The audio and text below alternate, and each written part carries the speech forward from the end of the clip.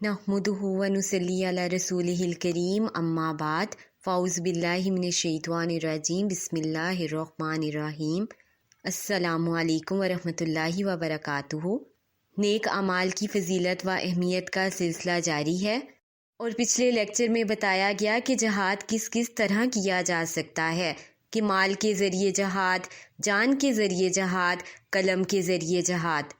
اور اس کی فضیلت و اہمیت کے متعلق دیکھا کہ اس کی خواہش رکھنا بھی کتنا ضروری ہے، اور جس شخص کو جہاد کی خواہش ہی نہ ہو اور اسی صورت میں اگر وہ وفات پاتا ہے تو وہ نفاق کی موت مرا۔ اس سلسلے میں ہم مزید دیکھتے ہیں کہ جہاد بن نفس کیا ہے، کہ نفس کے ساتھ کس طرح جہاد کیا جا سکتا ہے۔ سورۃ الشمس کی آیت نمبر 7 سے 10 تک ہے۔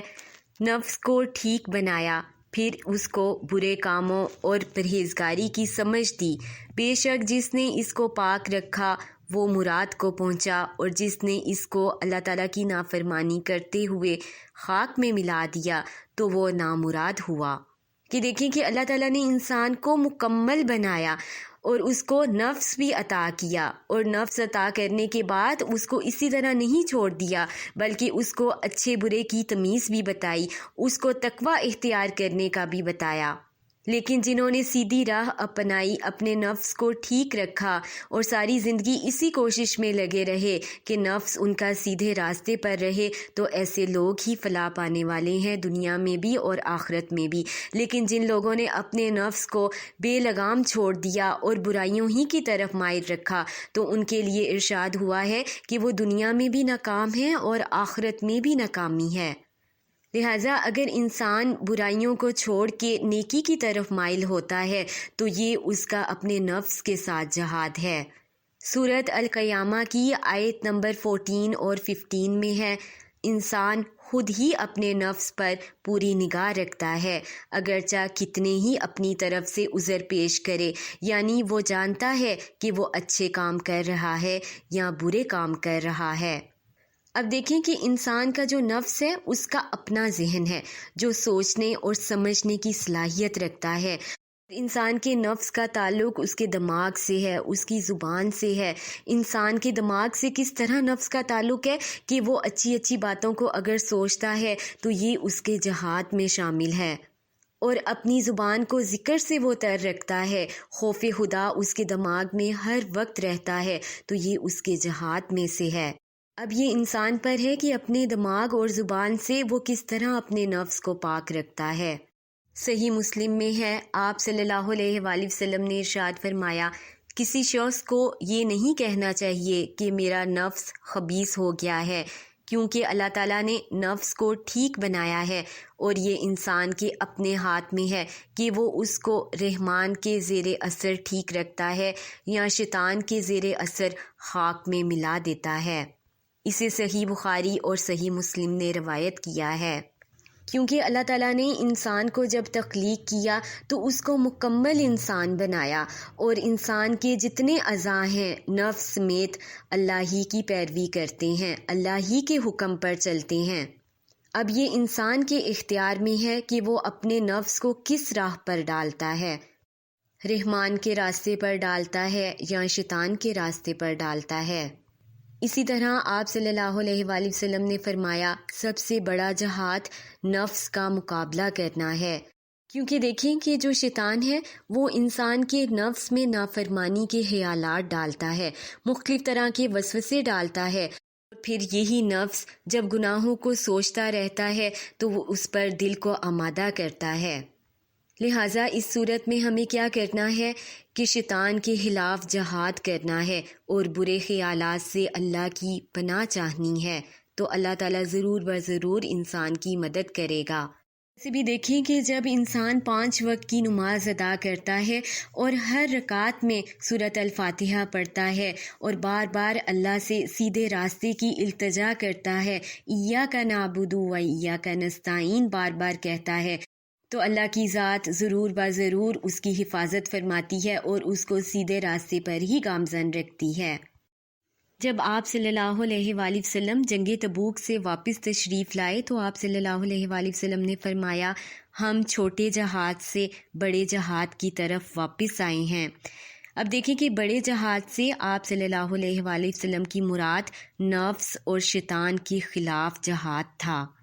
یعنی نفس اور شیطان کے ساتھ جہاد کرنا جنگ میں جہاد کرنے سے بھی بڑھ کر ہے، کیونکہ جنگ کی صورت میں جہاد کرنا وہ تو ایک وقت تک مقرر ہے، لیکن نفس کے ساتھ جہاد کرنا، شیطان کے خلاف جہاد کرنا، یہ انسان کو مرتے دم تک کرنا ہوگا۔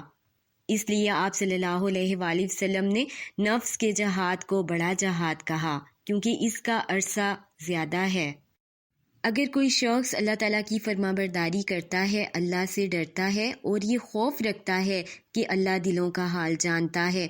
اب ہمیں کرنا کیا ہے، کس طرح ہم اپنے نفس پر قابو پا سکتے ہیں، کس طرح اپنے خیالات کو محدود کر سکتے ہیں اور شیطان کے وسوسوں سے ہم کس طرح بچ سکتے ہیں۔ دیکھیں کہ جس طرح ہم دوسروں کو نصیحت کرتے ہیں، ہم بچوں کو نصیحت کرتے ہیں یا اوروں کو نصیحت کرتے ہیں، لیکن ساتھ ساتھ ہمیں اپنے نفس کو بھی نصیحت کرتے رہنا چاہیے۔ جیسے ہی کوئی غلطی ہو، جیسے ہی کوئی گناہ سرزد ہو جائے تو خود سے باتیں کریں، خود کو ڈانٹیں، خود کو تنبیہ کریں، خود کو نصیحت کریں، اپنے نفس کو سمجھائیں کہ یہاں سے مجھے غلطی ہوئی ہے، یہاں پر مجھے استغفار کی ضرورت ہے، اور آئندہ اپنے نفس کو سمجھائیں کہ آئندہ اپنا نام لے کر کہیں کہ آئندہ میں نے یہ کام نہیں کرنا، اس طرح میں نے حفاظت کرنی ہے اپنی زبان کی، اپنے خیالات کی، اپنے خیالات کو روک لیں، خود کو سمجھاتے رہیں، خود کو نصیحت کریں، اور اپنے نفس کو بار بار موت کی یاد دلائیں کہ ایک دن تجھے قبر میں جانا ہے، کیا معاملہ ہوگا تیرے ساتھ۔ اس کو سمجھاتے رہیں کہ موت کسی بھی لمحے آ جائے گی۔ سورۃ الانبیاء کی آیت نمبر 1 میں اللہ تعالیٰ کا فرمان ہے، قریب آ گیا ہے لوگوں کے حساب کا وقت، اور وہ ہیں کہ غفلت میں اس سے منہ پھیرے ہوئے ہیں۔ اس آیت کو ہمیشہ ذہن میں رکھیں کہ موت کا وقت قریب ہے۔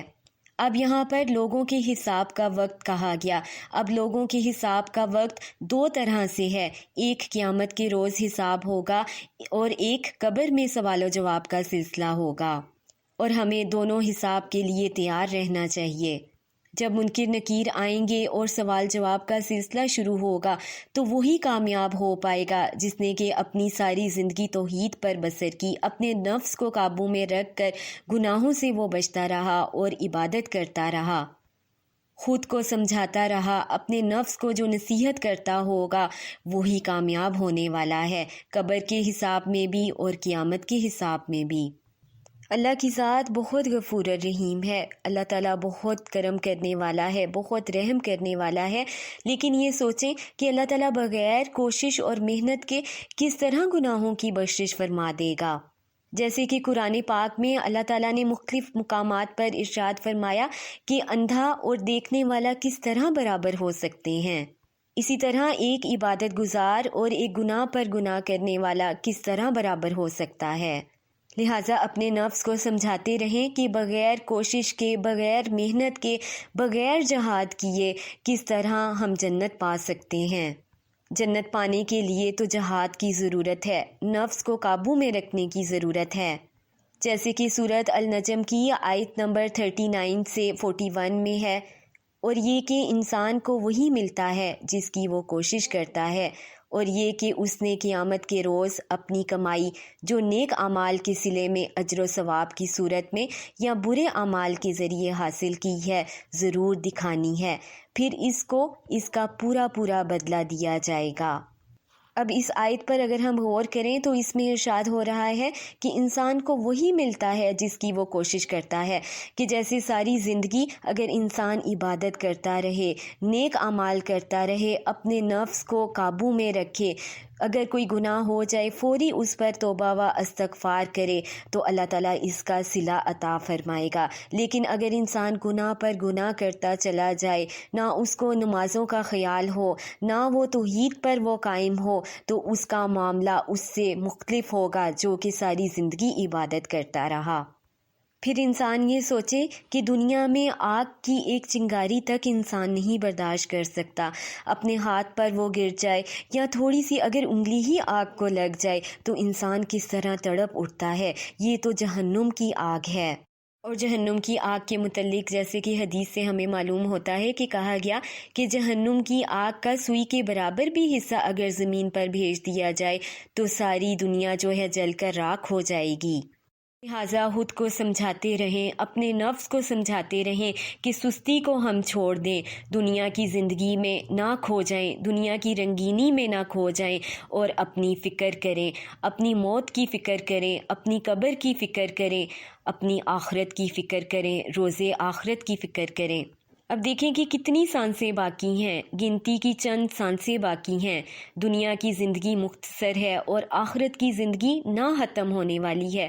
آج دیکھیں کہ کتنے ہی لوگ ہم میں نہیں ہیں جو کہ پچھلے سال یا آج سے 6 ماہ پہلے بھی دیکھیں کہ لوگ حشاش بشاش تھے، لیکن آج وہ ہم میں نہیں ہیں۔ لیکن ہم خوش قسمت ہیں کہ اللہ تعالیٰ نے ہمیں زندگی عطا فرمائی ہے، ہمیں صحت عطا فرمائی ہے، ابھی بھی ہمارے پاس موقع ہے۔ ہم یہ سستی کاخلی چھوڑ دیں اور اپنی آخرت کو سنوارنے کی کوشش کریں،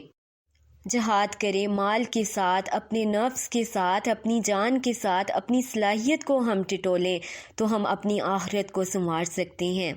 دنیا کی زندگی میں ایک مسافر کی طرح ہم رہیں جو کہ چند برس کے بعد یہ سفر ختم ہو جائے گا اور کوئی ذکر کرنے والا تک باقی نہ رہے گا،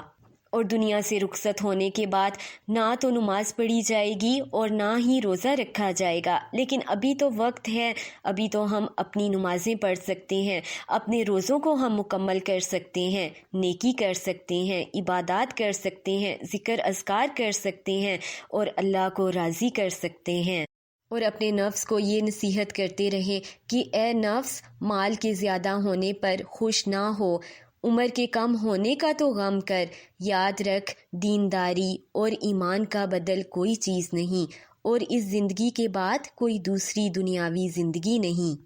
لہٰذا اسی زندگی کو غنیمت جان اور آخرت کی تیاری کر لے۔ اللہ تعالیٰ ہم سب کا خاتمہ بالخیر فرمائے اور ہم سب کو نیک عمل کرنے کی توفیق عطا فرمائے، آمین ثم آمین، اور ہمیں بہترین جہاد کرنے والا بنا دے، آمین ثم آمین۔ سبحانک اللہم و بحمدک، اشہد ان لا الہ الا انت، استغفرک و اتوب الیک۔ السلام علیکم ورحمۃ اللہ وبرکاتہ۔